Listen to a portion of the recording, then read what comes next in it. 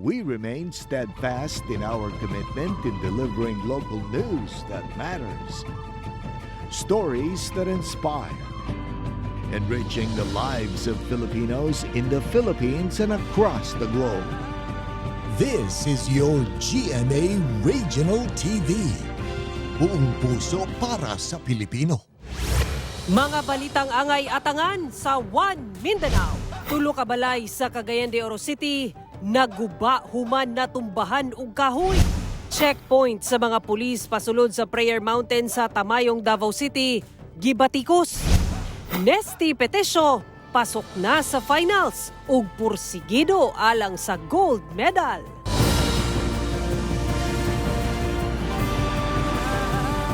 Ito ang GMA Regional TV, One Mindanao.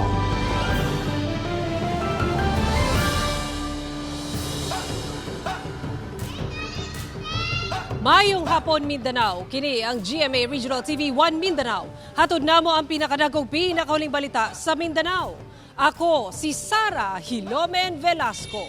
Live gikan dinhi sa NHA Maa sa Davao City. Cyril Chavez, live gikan dinhi sa GMA Cagayan de Oro Station. Subling gibanata ni Davao City Mayor Baste Duterte ang Regional Director sa Police Regional Office 11 kinsa gitawag niini nga mamutbutay. Ani report ni John D. Esteban. Sabi ni, Primo, professional akong police. Professional yun ka. Professional nga, mamutbutay nga police. Kini ang usa sa mga bana ni Davao City Mayor Sebastian Baste Duterte kang PRO 11 Director, Police Brigadier General Nicolas Torre III. Mahitungod kini sa tubag ni General Torre nga dili na daw angay patulan ang mayor og professional matud pa siyang pulis. Tubag kini ni Torre sa pagbatikos ni Mayor Baste kang Torre sa pahayag sa Regional Director nga di na daw magsinumbagay sa Davao kay magpinatyanay na.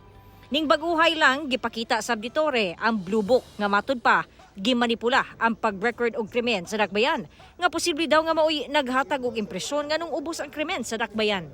Kung professional ka, unang-una sinagot mo, ano yung hiningi ko sa'yo? Theoretical framework.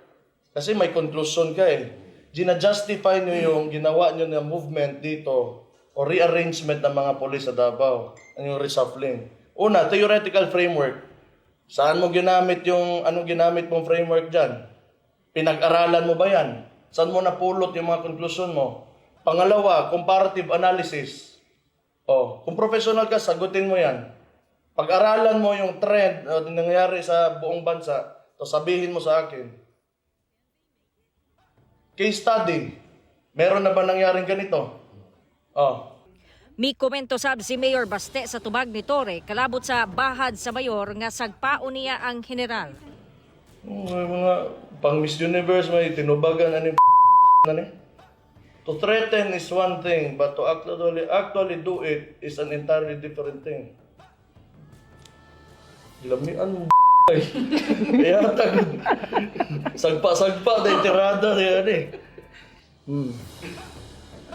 Ano to? Ibaw me nga sa Calbayog City kaniadto persona non grata na ka for allegedly participating in partisan political activities.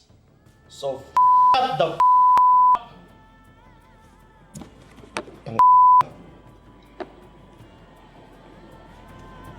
Ilong dia, wakay angay. Paghawad-hawad res Davao. Usa sa batod pa si Torre sa mga rason kung nganong way salig ang katauhan sa mga pulis sumala ni Mayor Baste. Ganahan man na sila lamang, maduwa ra na sila lamang na sila kanhi diwata. So kuan, baranin Torre, yana paglamang ganahan na sila. You know, you are scum of society.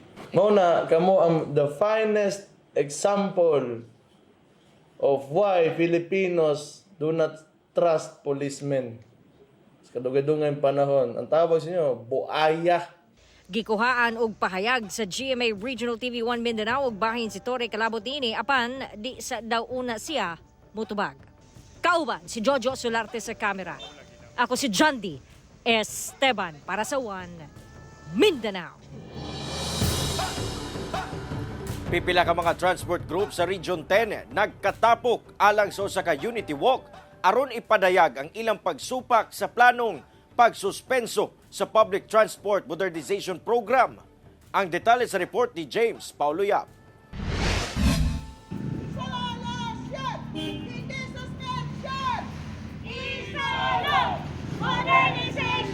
Kini ang singgit sa pipila ka mga grupo sa transport cooperative ug mga korporasyon nga misanong sa panawagan sa gobyerno nga modernisasyon. Tungod niini, usa ka Unity Walk ang ilang gipahigayon para ipadayag ang ilang pagsupak sa Senate Resolution nga larang ipasuspenso ang Public Transport Modernization Program. Sumala sa usa sa pinakadakong transport corporation sa Cagayan de Oro ug Misamis Oriental nga nakurat sila sa sugyot karon sa Senado. So dili to tiyo among gibuhat is giprinda na mo among mga yuta, gibaligya na mo ang mga jeep, among mga van para lang mo support sa modernization kay mulagi kita ga support man ta sa gobyerno din karon nakurat nga isuspend.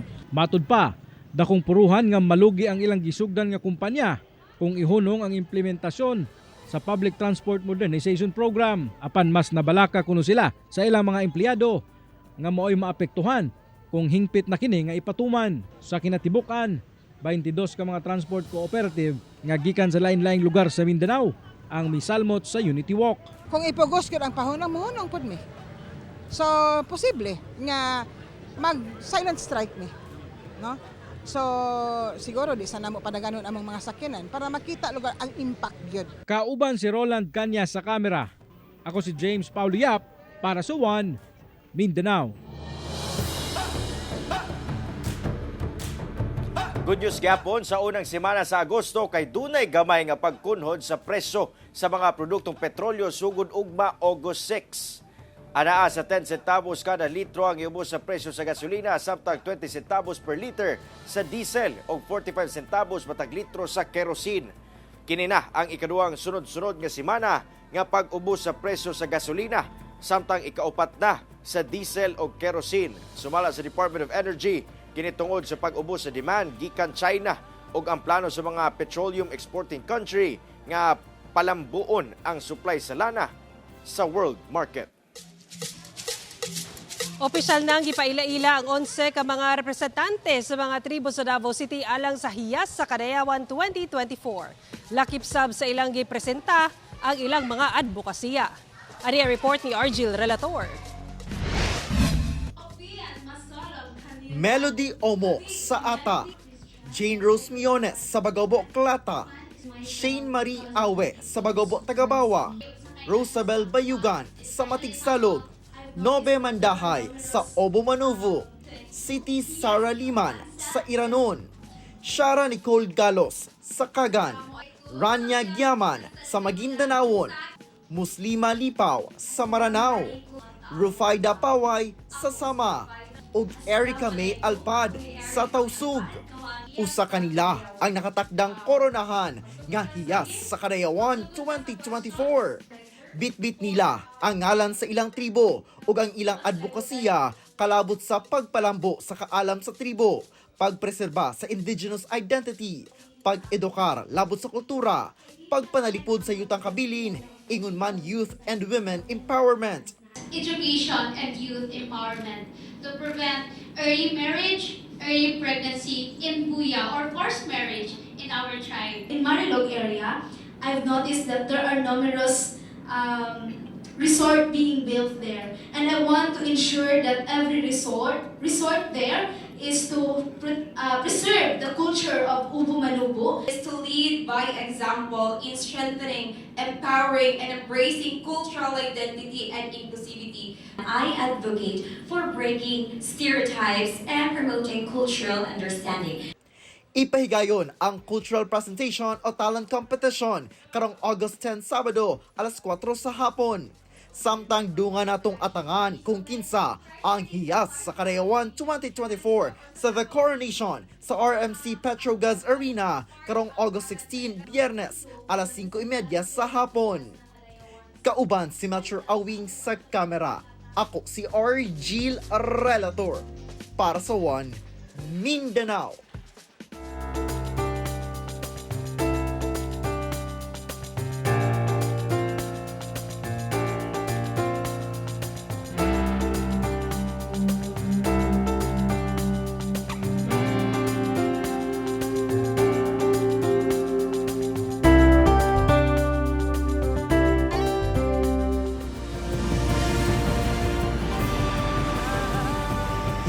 ang GMA Regional TV, One Mindanao.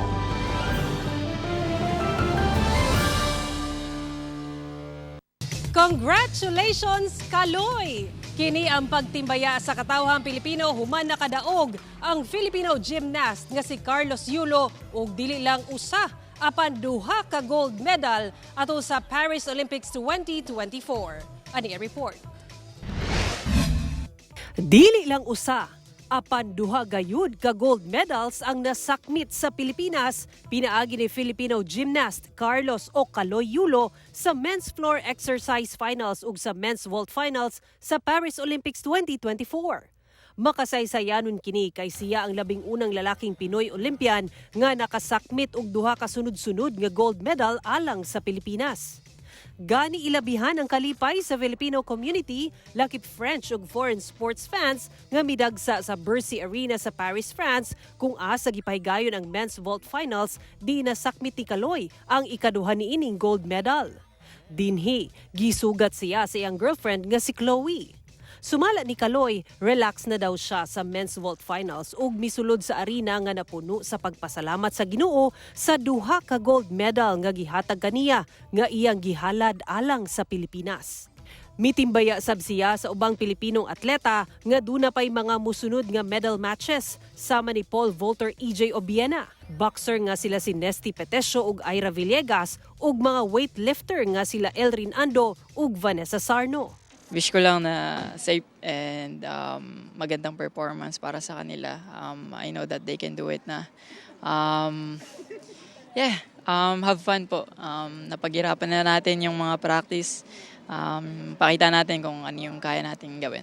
Nagpasalamat sab siya sa suporta sa iyang amahan. Mahal na mahal ko yung dati ko. Grabe yung suporta ng binibigay din nun. Yung grabe. Wala akong masabi na thank you sa suporta pa. Mahal na mahal kita. Busa gikan sa GMA Regional TV 1 Mindanao.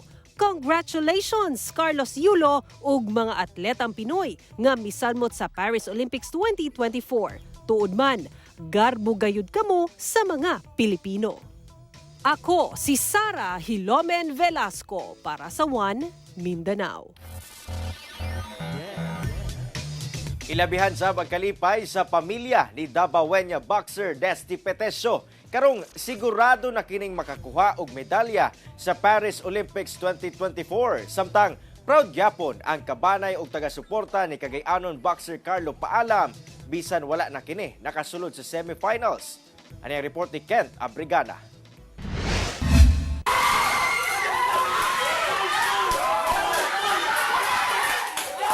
Unang round pa lang kini.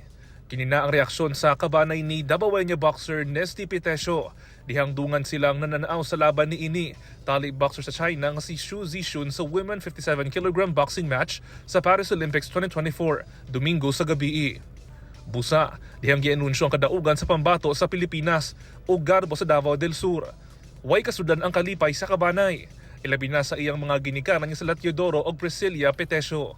So wala pa nagsugod ang dula sir, nakulbaan ko kay wala man good to video tong iyang kalaban, wala ko kakita sa video. Pero pag start sa first round, tanaw na ko nga kaya ni Nesty ang sumbag kay dili makayo speed ang kalaban. Tapos standing target sad siya, dili nagalihok ang ulo.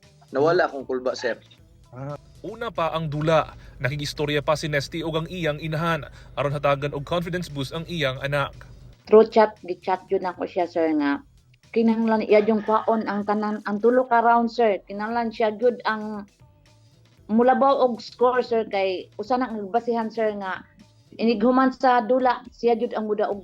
Tungod sa maong kadaugan, sigurado na ang medalya alang kang Nesty sa pagsulod niini sa semifinals. Di jud siya magkumpiyansa kay kuan i-dominate jud niya from first round to third round. Ang imuhang gingon nga walang hinto kung walang ginto. Ituloy-tuloy jud nimo ninak hantod sa makuha jud nimo ang gintong medalya karon. Isalig ang tanan sa kahitasan sir kay dili gyud siya pabayaan sa labaw mga kagagahom. Karong Huwebes, August 8, oras sa Pilipinas. Nakatakdang makigsangka si Nesty kang Julia Ceremeta, gikan Poland, aron makasulod sa finals alang sa gold medal match. Samtang, dismayado ang kabanay ni Cagayanon Olympian boxer Carlo Paalam. Dihang napildi kini via split decision sa men's 57 kg quarterfinals match batok Australian boxer Charlie Senior sa Paris Olympics 2024. Kung nadaog, sigurado na unda ang makakuha og bronze medal si Paalam. Matod sa amahan ni Carlo nga si Pio Paalam. Wala pa nila nadawat ang kapildihan. Labi pang nasayod sila sa kalisod nga giagian ni Carlo aron lamang makadula balik sa Paris Olympics. Mga may nanarugar sa tanan mga nagkumin sa mo nga nga may nadrugar kung dili padaan murag luto ba gikuking matod palagi sa English nga gikuking na daan. Apan, proud gyapon matod pa sila kang Carlo nga gihatag gayud ang tanan alang sa dula. Ako si Kent Abrigana para sa One Mindanao. Usa ka Centennial tree ang kalit na tumba sa Cagayan de Oro City. Tungod sa itabo, tulo ka panimalay ang nadanyos lakip usa ka sakyanan. Hinuon, swerteng walay na angol. Ania report. Adlawng Domingo, pasado las 3 sa hapon, nakurat ang mga residente sa Parola, Barangay Makabalan, Cagayan de Oro City. Human nga kalit na tumba ang usa ka punuan sa akasya sa lugar. Tungod sa hitabo, tulo ka panimalay ang nadamyos ug usa ka sakyanan ang totally damaged. Sumala sa mga nakakita nga hinay-hinay nga natumba ang maong kahoy, rason nga ihaysab sila sa pagdagan aron dili maigo. Kanang tindahan na may tao, nanglayat na lang sila kay nag-inanay mangudrog kagsa. Oh. Tapos manggali ang bonggora na igo nakatuko siya kay kung wala sa nakatuko ang kaning duha ka poste matumbag yun. Ang maong kahoy anaa sa compound sa pamilyang Domdom. Sumala pa nga kapin usa ka gatos ka tuig na kuno ang maong kahoy. Wala nila kini giputol tungod sa kahadlok nga adunay mga elemento nga nagpuyo. Bangko na mga kanang kahoy mga na ba. Gikuyod gid ang tubangan. Gibira gid gipa gibundak len ang tumoy. Tuod ka? Tinod gina dili gina ingon. Ito kaon o kaon na mo gagaw to isa. Ning bag-ulang namatikdan na nila nga hinay-hinay na og pag-ang-ang ang mga ugat sa mong kahoy. Apan wa nila damha nga madayunan gyud ang pagkatumba ni ini. Swerteng naluwas ang tanang tagbalay atol sa pagkatumba ni ini. What na ni kun say ayom man mabilin. Ayun dako pa nga trabaho ni ba.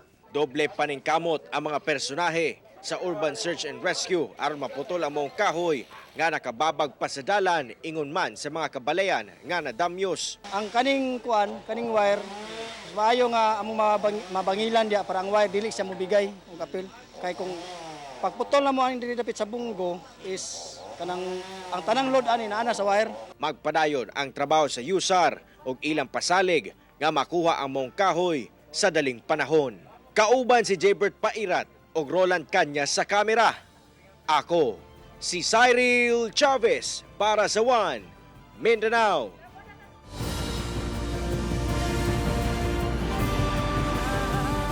Ito ang GMA Regional TV, One Mindanao.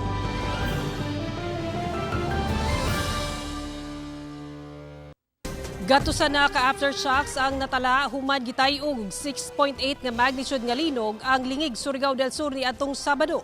Ani ang report ni Argil Relator. Dawlilo nga nagtuyok ang tubig sa palanggana ug miuyog ang mga kable sa kuryente ug atop sa mga balay sa coastal area sa hinatuan Surigao del Sur.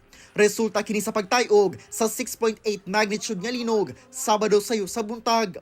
Sa lingig Surigao del Sur, makita sab ang pagtayog sa usa ka resort diin nagduyan-duyan ang ilang mga chandelier.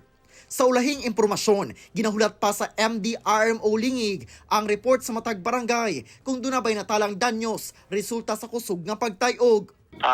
Damages naman at saka yung mga casualties, wala naman so far pang na-report. Pero nag-activate na yung emergency operation center namin and kasali na doon sa objectives yung in case mag-escalate yung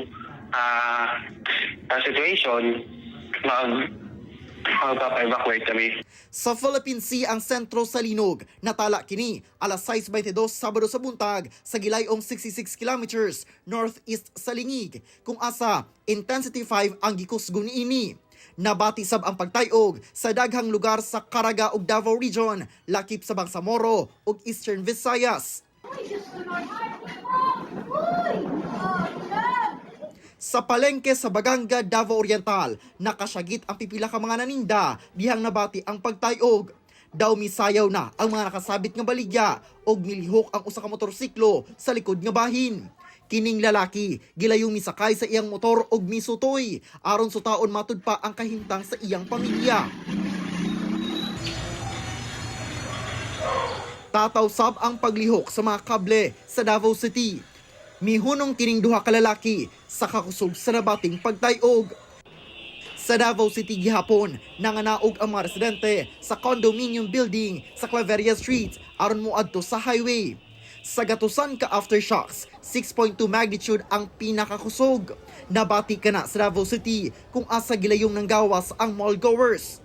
Luyo nga sa dagat ang sentro sa linog, wala hinuoy hulga sa tsunami, sumala sa Fivox. Hinoon, gipahimangnuan ang katawhan nga parayong mag-igmat sa posibleng makusog nga aftershocks. Ako si Orgil Relator para sa One Mindanao. Bibog ang isaulog ang Kinabayo Festival sa Dapitan City kung asa halos gatos kakabayo ang gibida atol sa kasaulugan. Ani ang report? Halos gatos ka mga kabayo ang miparada sa kadalanan sa Dapitan City atol sa pagsaulog sa Kinabayo Festival sa syudad ning Bag-ulang. Sa Sunset Boulevard, gipakita sa mga horseman ang ilang kahana sa horseback riding ug horse exhibition. Dili sab mawala ang lumba sa mga kabayo. We did this initiative to bring it back as well, no, and to give importance to the horses that along the way have helped our farmers dito sa mga bukid. So this is the first time also that nagparade ta, and then we got to bless the horses with the rider. Ang Kinabayo Festival ang gikonsiderang pinakadakong selebrasyon sa syudad matag tuig, isip pagpasalamat sa patron nila nga si St. James the Greater o Senyor Santiago. Giwagayway sab ang Parpagayo o San Francisco Leave sa libuan ka mga deboto ni Senyor Santiago.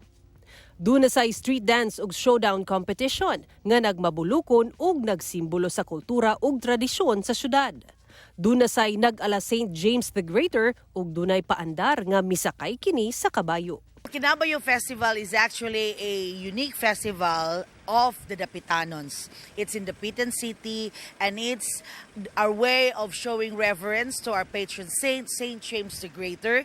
And it's actually a religious event by the church, but on the tourism side, we fully support the same. Ako si Sara Hilomen Velasco para sa One Mindanao. Gikalipay sa may estudyante sa Tulukatulungaan sa Cagayan de Oro City ug Opol, Misamis Oriental ang nadawat nilang school supplies. Ang detalye sa report ni James Paulo Yap. Labihang kalipay ang gibati sa mga grade 2 students sa City Central School sa Cagayan de Oro City sa nadawat nga mga school supplies gikan sa Philippine Drug Enforcement Agency kon PDEA-10. Mismong si PDEA-10 Regional Director Attorney Benjamin Gaspe ang nanguna sa maong distribusyon. Dili tanan nga naa sa syudad nga mga bata adunay kapasidad no nga maka-provide sa ilang mga anak sa mga galamiton sa eskwelahan.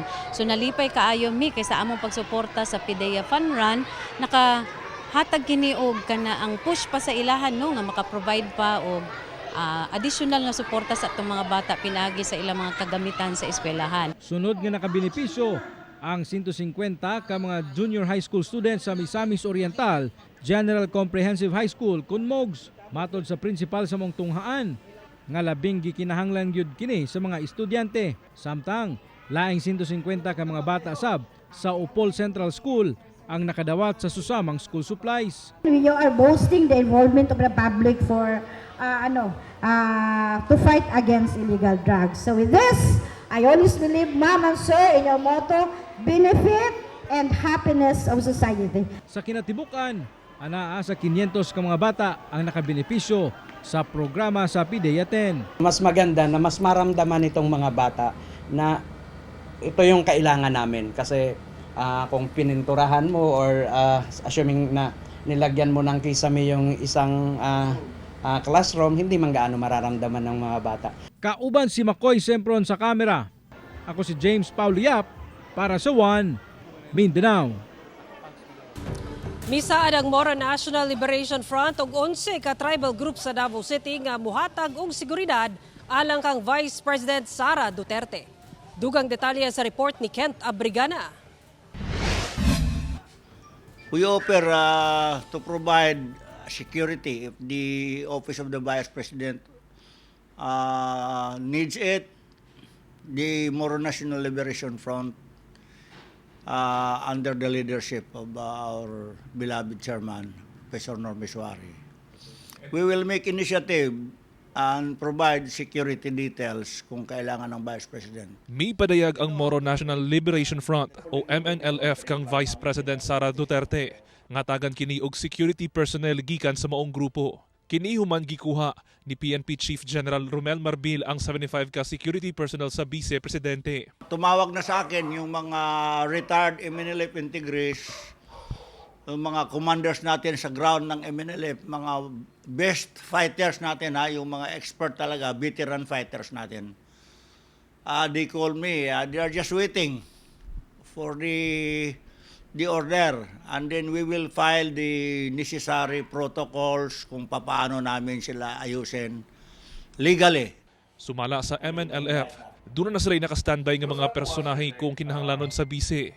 Pagpaklaro nila nga volunteerism ang ilang gibuhat. Kung gusto niya battalion size, we can provide it. Anyway, that is just for security reason. Take it not offensive to the other parties.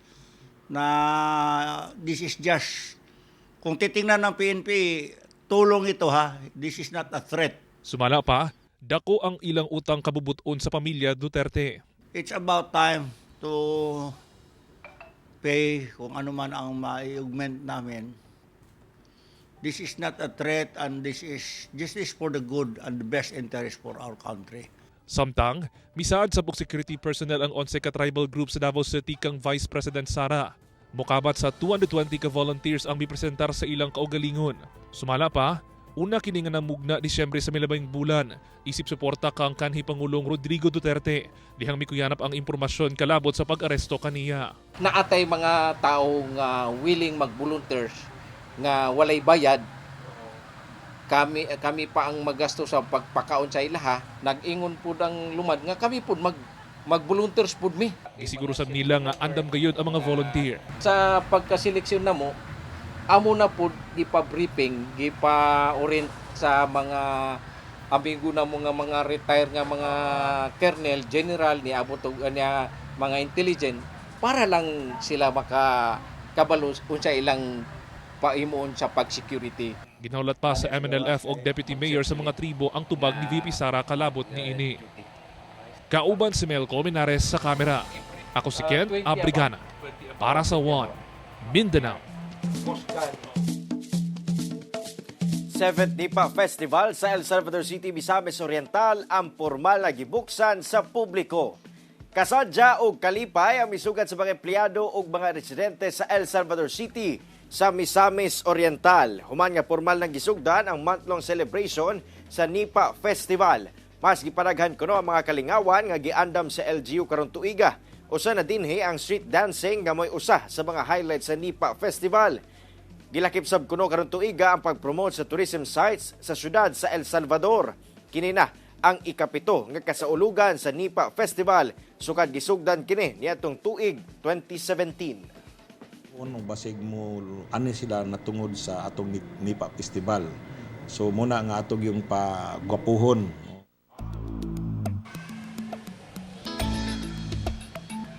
Gilauman sa Office of the City Environment and Natural Resources sa Zamboanga City nga mahuman na sunod tuig ang target nga 1 million trees nga matanom sa syudad aron batukan ang climate change.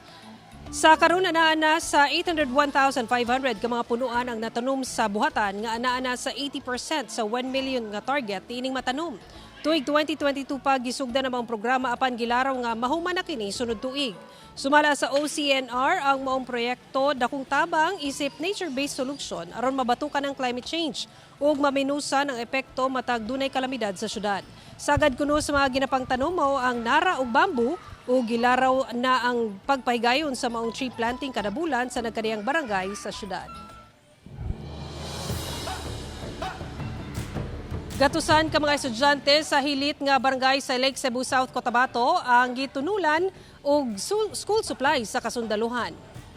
Dulan 300 ka mga estudyante sa Traankid ni Elementary School sa barangay Lamlahak sa Lake Cebu South, Cotabato ang giapod-apuran og school supplies sama sa notebook, lapis, papel ug uban pa.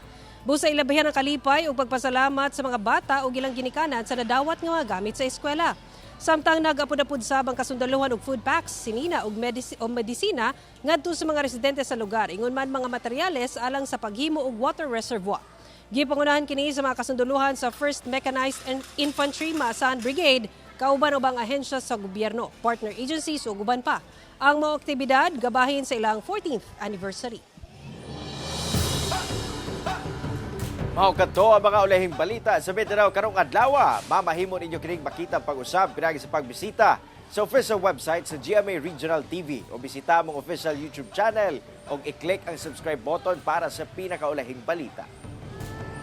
Daghang salamat sa atong mga kapuso sa Mindanao nga nagalantaw kanamong sa atong mga kapuso abroad.